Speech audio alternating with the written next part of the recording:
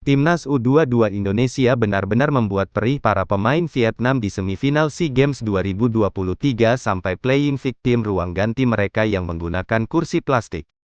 Namun sebelum kita lanjut, alangkah baiknya subscribe channel ini terlebih dahulu, agar kalian tidak ketinggalan informasi menarik seputar berita Timnas Indonesia setiap harinya. Kalau sudah subscribe, mari kita simak video selengkapnya. Semifinal SEA Games 2023 benar-benar menjadi mimpi buruk bagi Vietnam. Timnas U22 Indonesia memberi luka yang sudah lama tak mereka rasakan. Ya, perihnya tersisi dari kompetisi bergengsi di saat lebih diunggulkan meraih kemenangan kembali dirasakan Vietnam di SEA Games 2023. Di bawah komando pelatih baru Philippe Troussier, Vietnam dipaksa menelan pil pahit usai tersingkir di babak semifinal SEA Games 2023. Saking tidak bisa terimanya dengan kekalahan dari Indonesia, Vietnam mencoba memainkan playing victim lewat salah satu media lokalnya. Tetao247.vn menyebut ada diskriminasi yang dilakukan tuan rumah SEA Games 2023 di laga Indonesia melawan Vietnam di Stadion Olimpiade. Melalui salah satu artikel yang diterbitkan pada Sabtu, menyebut Vietnam telah menjadi korban diskriminasi Kamboja. Media ini menyoroti pemberian fasilitas ruang ganti yang berbeda, di mana tim Vietnam diberi ruang ganti yang dinilai tidak layak dengan kursi plastik di dalamnya dan kipas angin. Berbeda dengan Indonesia yang diberi fasilitas ruang ganti modern, layaknya ruangan yang terdapat di stadion modern Eropa. Timnas U22 Vietnam didiskriminasi Kamboja dalam kekalahan dari Indonesia, bunyi judul artikel Tetao 247. Sementara ruang ganti yang digunakan tim Indonesia dalam pertandingan ini modern, minimalis dan mewah. Ruang ganti Vietnam seadanya dengan kursi plastik.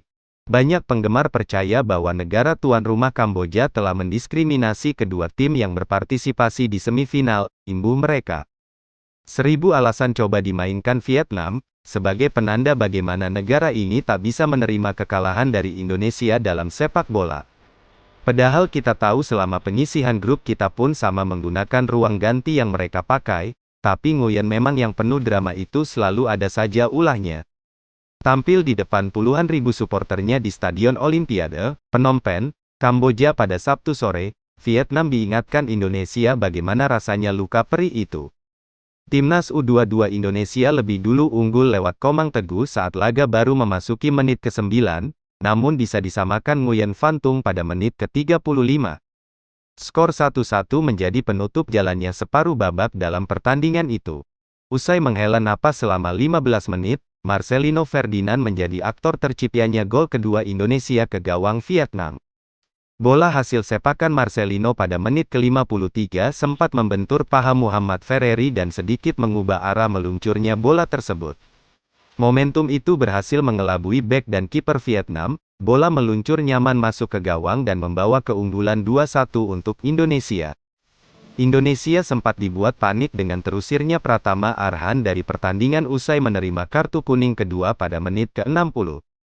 Anak asuh Indra Syafri harus bermain dengan 10 pemain, meskipun hanya perlu mempertahankan keunggulan 2-1.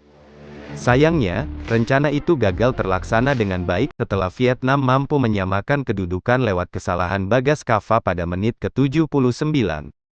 Berniat menghalau bola hasil umpan silang pemain Vietnam, sepakan Bagas justru berujung terbobolnya gawang Indonesia untuk kedua kalinya. Skor sama kuat 2-2 hingga memasuki ujung waktu normal pertandingan, sempat diprediksi bakal berlanjut ke babak tambahan. Muhammad Taulani muncul sebagai pahlawan.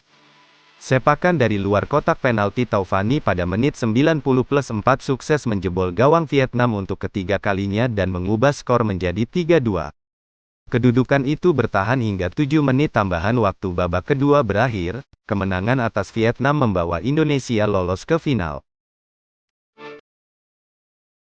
Kabar terbaru datang dari pelatih timnas Thailand yang tak ingin remehkan Indonesia. Ia tak ingin menjadi seperti Vietnam yang sesumbar namun dipermalukan.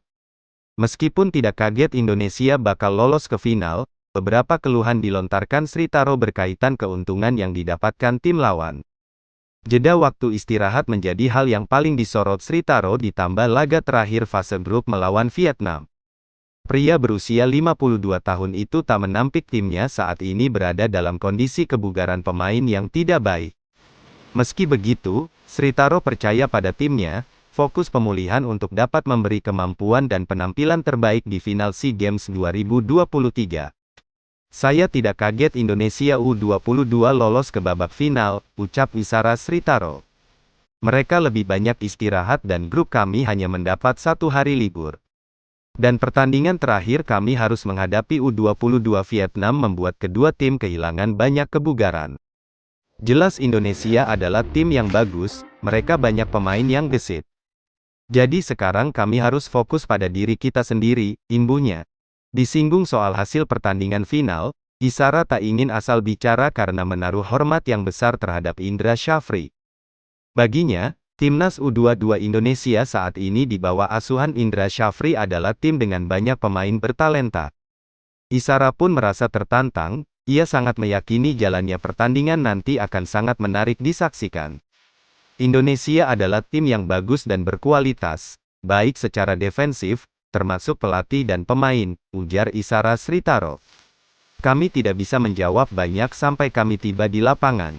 Dan saya sangat senang dan merasa terhormat bisa bermain melawan tim yang hebat, pelatih yang bagus, dengan banyak pemain bertalenta.